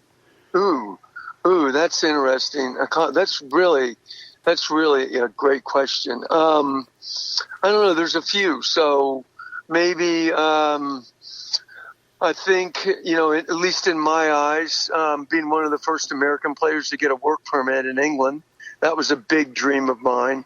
So that happened in 1988 when I actually played for Oldham Athletic, who was then in the second division. I didn't play a lot of games for Oldham, but I did play. So that was huge for me. Another big accomplishment is winning the 1983 Soccer Bowl with Tulsa Roughnecks, who, by the way, was a very, very good team at that time. And that was a biggie, and being in the 78 and 79 Soccer Bowls, and that was huge. And probably one of the things that was most important to me and gratifying, and you look back on it differently, but playing for the U.S. for 6 years. 79 to 85. I had 14 caps. We probably had 30 games we played all total, because caps are against clubs, against nations. And we played against a lot of club teams during that time. It's different now. So it's a little bit easier for the United States to get soccer games now than it was in the past. Those things are really, are standout things. I look and I guess when it's going through and you're thinking about it, you don't dwell on it. But being a 3-time All-American, I never would have thought that would have happened. When I'm a senior in high school, I never thought that at FTU and 2 years later, would be an All-American soccer player. And that was against all levels. That was Division 1, 2, and 3, I believe. So it's a little bit different now. How have you remained close to the game since your playing days ended, and what are you up to now, and where are you? Great question. Right now I'm sitting in front of Anthony's getting a pizza. That's where I am at right now. You answered it literally. Even coal-fired pizza. Even Hall of Famers have to eat. Even and then, golly, what was the rest of the question? I missed that. I'm sorry, Andrew. What was that? I asked you what were the toppings on the pizza. No. I can tell you that too, but I don't think everybody wants to know that. It was how have you stayed close to the game since your playing days, right. And what are you up to now, and where do you live, and where do you call home? Okay, home is Tampa, Florida. It's nice. I've lived in other places, but I've always called Tampa home. What I do now, two gentlemen, one dear friend that we had a company called Bayshore Technologies, an IT company. We built that up for 16 years to $37 million in sales here in Tampa, St. Pete area, and we sold it several years ago. So right now, that was a big focus of mine. But all through the years, I've coached. I still continue to coach over at Lutz Rangers, which Trace will know, the person who runs it, Mike Connell. Oh, yeah. So I just coach the goalkeepers there. Mike has a bunch of ex-pros over there, so it's a nice program. I like to do charity work for different organizations, ALS, Institute of Orthotics and Prosthetics, Warrior Games, things like that. That I have a passion for or a liking to, and that's about it right now. So maybe, and I do follow soccer. I still know many of the guys that are coaches in the MLS, and it's good to see them, and it's good to see them doing well. I'm very happy when American soccer guys, players are in the league coaching, head coaches, assistant coaches doing so well. I love that. I think it's great, and it shows progress. It shows progress in our game. So that's really, what I'm doing now. And hopefully this fall, I'll be seeing Mr. Calabrese and the UCF Knights a couple of times. I think they visit USF, and I always enjoy seeing them. So it'll be, I definitely keep up with the UCF side of things too. Well, I grew up rooting for the Rowdies. I live in Orlando area and cheer for the MLS side. What do you think? Do the Rowdies in the Tampa Bay area get into the MLS at some point? That's a great question. I'm not sure that I'm probably qualified to answer that. And the reason is that I don't know the rules of MLS. I think you can have teams fairly close. New York and Los Angeles are good examples of that. They have two teams within 20 miles of each other. I'm not sure in Tampa that, we have, that there's somebody to step up with the wherewithal to get into, to get an MLS franchise. It's, for starters, $150 million. Then you have to get the land for a purpose-built building. I mean, you're talking some big money. So, I'm not sure right now I've seen anybody step up to do that. So it's slim. We have a USL team here, which would be a league below the MLS. They call them the Rowdies, and they're having a great year this year. They actually play at Al Lang Stadium in St. Pete. So, it's pretty well attended, 6,000-7,000 people. Well, you'll have to look us up when you're back out at UCF for a men's soccer game this fall. Winston Dubose, congratulations on your induction to the Florida Sports Hall of Fame and for joining us on Knightline. Awesome. I really appreciate it. Thanks, guys. It's an honor. Appreciate you taking the time and doing the interview, and I hope you guys have a great night. And go Knights. Charge on. Getting to know you, getting to know all about you.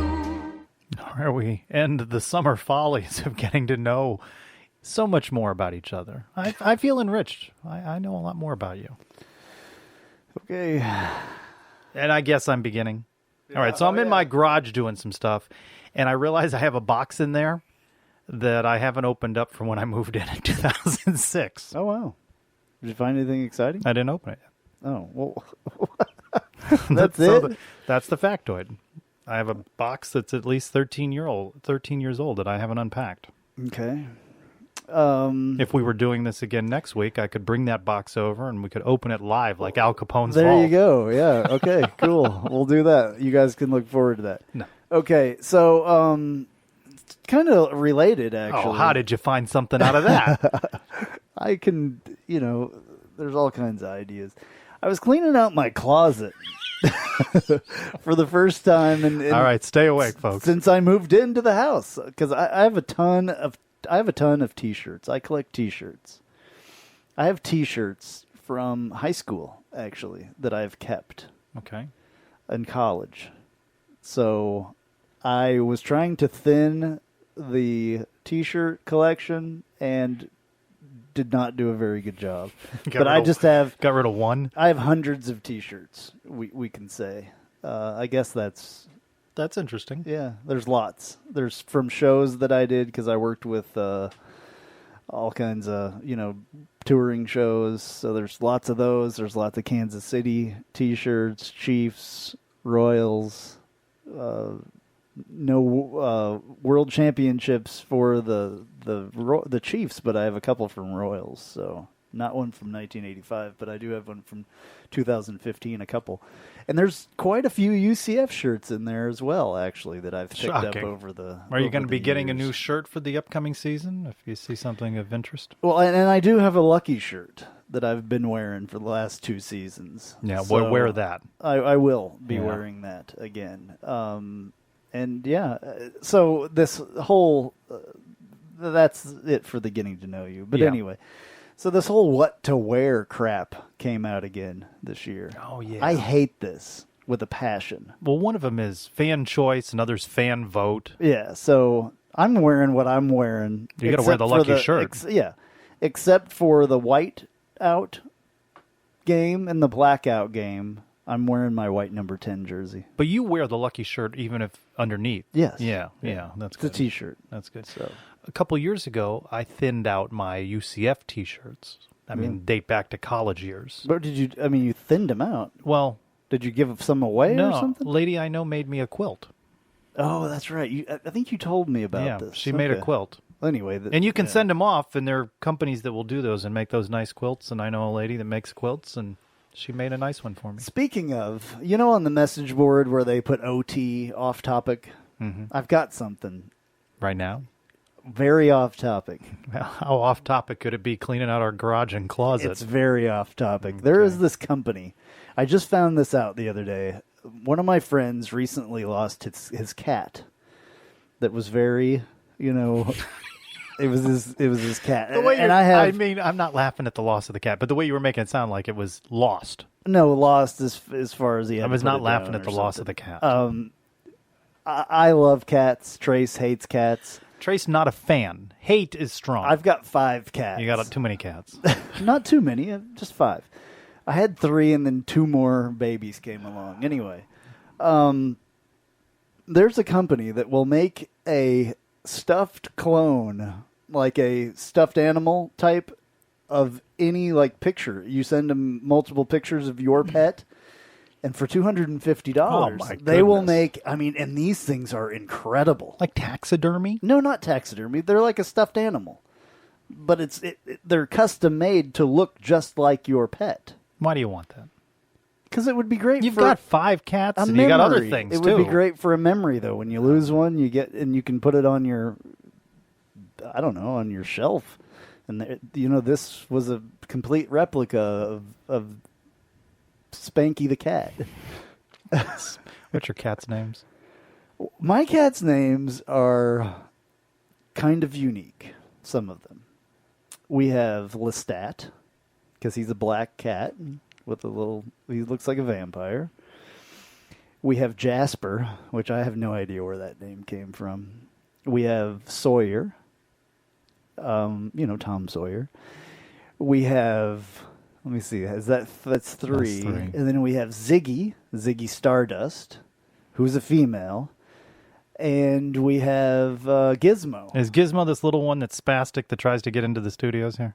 Gizmo is named after a gremlin for a reason. Yeah, she's a little crazy. Yeah. And we used to have a cat named Siddhartha that was bipolar, to say the least. You'd be petting her, she'd be purring, and then all of a sudden she'd rip at your face. Yeah, no interest with claws. in this. Yeah. So Gizmo has a little bit of Siddhartha in her, we always say. Gizmo is so cute, though. The 2 little ones are so cute. 2 little girls that we found in our backyard under a bush, and Mama abandoned them, and we had to bottle feed them, the whole deal. So there are the other 3 fat cats, not so much, but these little babies are our, pride and joy. So I have a friend who put his dog's paws as a tattoo. Yeah, that's cool to do too. So between those, the tattoo of the paws and the stuffed animal, where are you at between those two? I have tattoos. The stuffed animals are really, really cool, though. They are. I'll have to show you. Fortune for you to have that many of all your pets. Well, I lost one of my dogs not too long ago, about a year ago. And I would really love to have a stuffed Roxy. That was her name. So I think it'd be cool. Or a little statue. They make little statues. They make slippers that look like your dog's face. which is kind of weird. They make golf club cover heads, which that's a little bit weird. You're doing but quite the commercial here. Anyway, yeah, well, speaking of, we need new sponsors. We have some. Well, you ought to talk to those people. We have some sponsor issues coming up, though, that are going to be very exciting. Cannot wait to tell you about something. I should be able to tell you about it next week. And we have a new sponsor for Jeff Allen's show, too. And we'll be able to tell you that next week as well. So, big stuff coming up. Gotcha. Very exciting.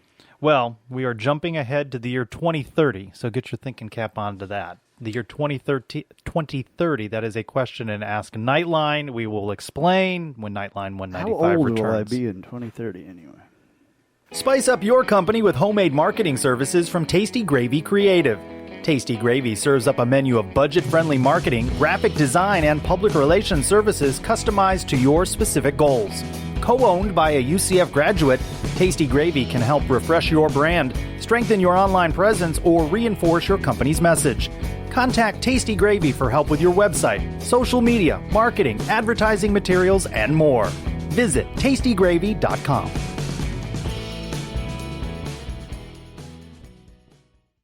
Hey Night Nation, it's Adam from the Sons of UCF. Be sure to check out our show every Wednesday only on the Knightline Sports Network. Now, back to two guys who probably won't be Cow of the Week nominees, Andrew and Trace. Ask a Knightline is brought to you by Chad Barr Law. Chad is a UCF alumnus and diehard Knights fan. Chad Barr Law handles auto accident, slip and fall, and personal injury cases.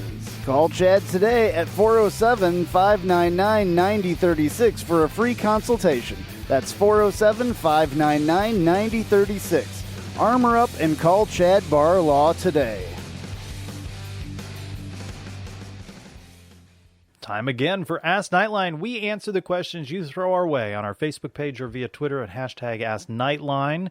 Libby weighs in with a question. Oh, boy. She's saying at Libs407, a must follow if you'd like to be harassed during the week. We're definitely harassed. Possible conference champions in the AAC. She says UCF, Memphis, Houston, Cincinnati. Possible in the ACC, Clemson. No one can touch them in the conference. Why are we harassed about strength of schedule? Nobody talks about Clemson. She adds that their out-of-conference games are adorable. I looked up their schedule. She may be taking their schedule a little too lightly. Georgia Tech. Georgia Tech's on the schedule next year for UCF, so let's not dismiss them this year. They're not out of conference, though. That's the no. But I'm just talking about their schedule. Texas A&M. Mm-hmm. I mean, that's SEC. Yeah. Right. At Syracuse. Yeah. Here's one of the adorable ones, Charlotte. Yeah. Okay. At North Carolina. Florida State. At Louisville. Boston College. Wofford. Wow. At NC State. Wake Forest, and at South Carolina. Annual the rivalry Wofford game. in the Carolina game. Well, Wofford is FAMU. Yeah. Right? Yeah. So anyway, what do you think about her point there? But then it doesn't help, of course, that we then announced the big 1-for-1 with FIU as we. How many national championships has Clemson won in the last? Yeah. Well, they've won, and they've 81. been in the national championship game 2 years in a row, I think. Yeah. So. I think it's a decent schedule for Clemson. The de facto national championship, not the real one. Yeah. Yeah. So. So her question: why are we harassed? Nobody talks about Clemson.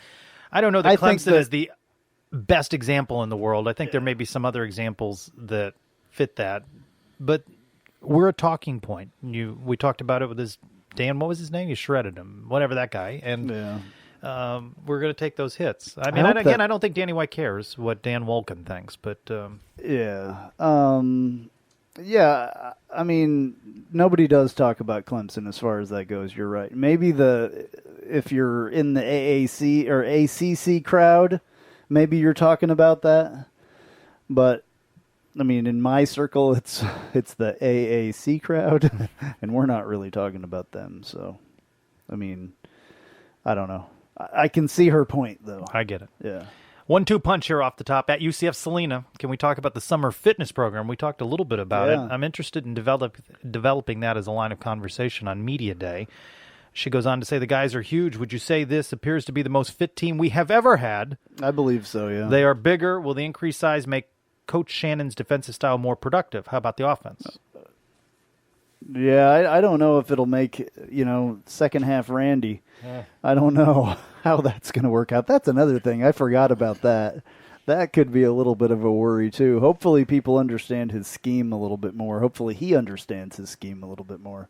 It was a big transition, though. It was. So it's a year under the belt. Yeah. So hopefully, that's what I'm saying. Hopefully everybody understands his scheme a little bit better, and I think that'll get a little bit better. But man, I'm telling you, we talked about these guys. All of them look in incredible shape. So. Well, I think the question there about the most fit team we've ever had, and we've just featured an interview to the 40-year team, and we talked about the changeover from Coach O'Leary to Coach Frost, and now Coach Heupel.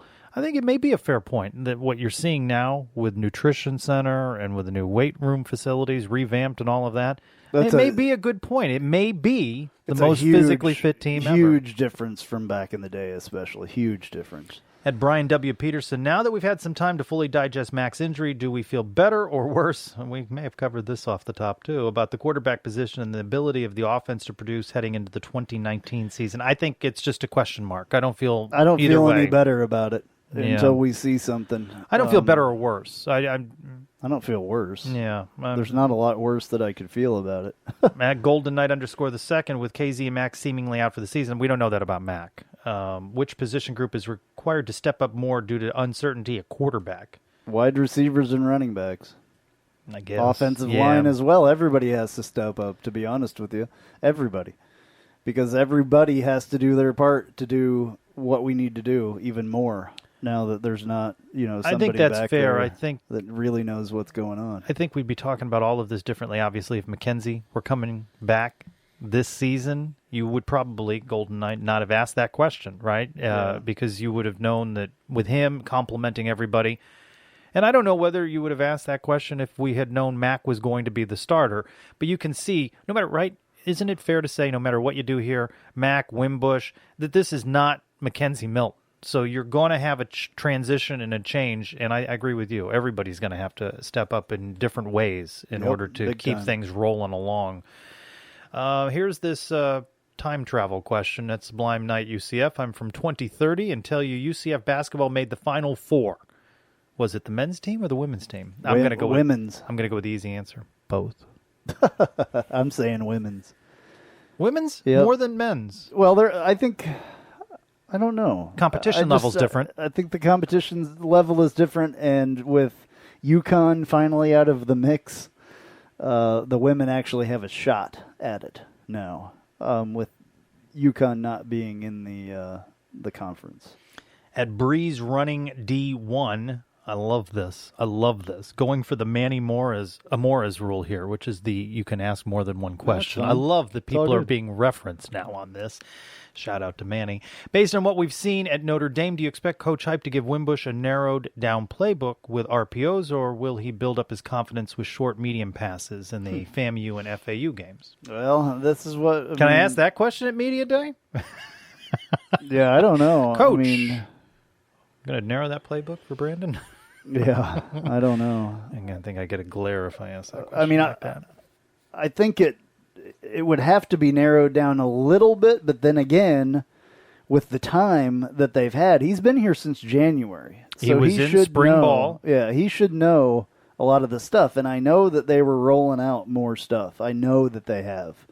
They've rolled out more plays in this second season as the head coach, and then with our offensive coordinator Jeff Levy as well, being second year. So I think you're going to see more, but that's a good idea to build up his confidence with the short, medium passes, because that's exactly what I talked about earlier. Second question, out of the wide receiver group, who would you play as slot receiver? Slot, I would put, Otis Anderson, if you're going to put somebody there as a true slot receiver. But he's going to be a little bit of a running back as well. You'll see him in both positions, I believe, again. But I think he would do really well at the slot spot, just, sticking it in there. So we've alluded to this a little bit, too, at Phil Talks Sports. Keeping an eye on special teams. Our new starting kicker and punter have big shoes to fill. Yeah, no kidding. It's true. That was more of a comment than a question. But that's true. Absolutely. I'm with you on that. At the SOTG, is it safe to predict a drop-off in the defense? No, I don't think so. I don't think so. I think there's some questions on the line, but I think there are other parts of the defense. I think it's going to be better this year. I really do. As long as that defensive line can get going, I think the rest of the defense is going to be better. And going back to thinking about second half Randy, I hope that whole thing is going to be better. So with the second year through and having some of these guys back, I think the defense is going to have more of a handle on it. And the backfield is absolutely, the secondary is loaded. Mm-hmm. I mean, just loaded. So that's going to be good stuff. I predict a lot of interceptions and stuff like that this year, a lot more. At UCF Knight's own, does Stanford fake cramps like every other team last year in the bounce house? I wouldn't doubt it. And I'm going to continue booing when they do, for sure. No question. What's that, a 3:30 game in September? Yeah. Yep. They're coming from the West Coast in temperate Northern California. Going to be hot for them. Yeah, I get wouldn't ready. doubt it. Well, we hate to boo injuries, but fake injuries. Fake injuries when you know they're fake and when you see that they're fake, I'm going to be booing just like everybody else. All right, I want to thank everybody for the questions. Good ones and some new names. Always like inviting new folks. Tell a friend and hashtag Ask Knightline. And now, news and notes from the world of UCF sports.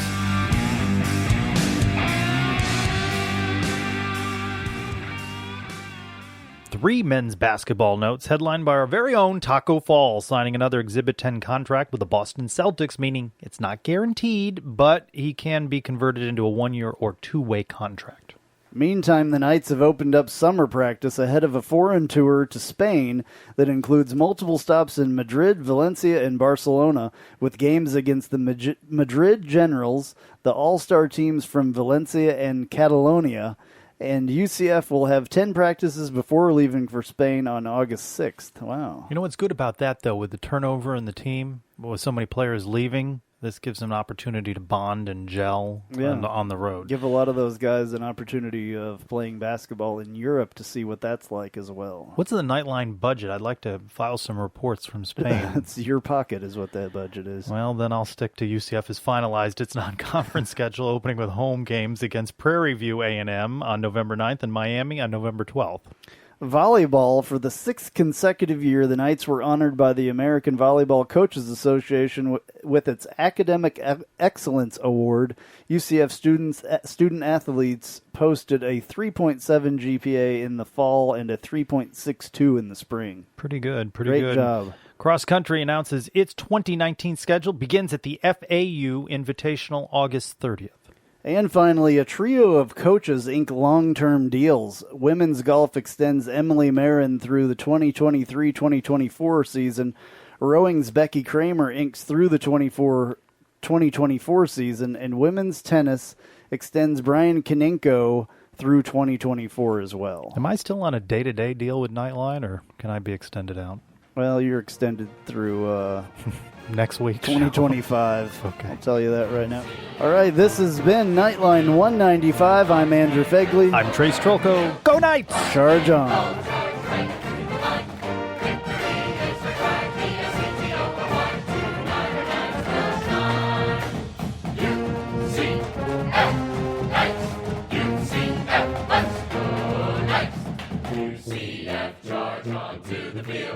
With our spirits we'll never yield. Black and gold charge right through the line. Victory is our cry. B-S-E-T-O-R-Y. Tonight our Knights will shine.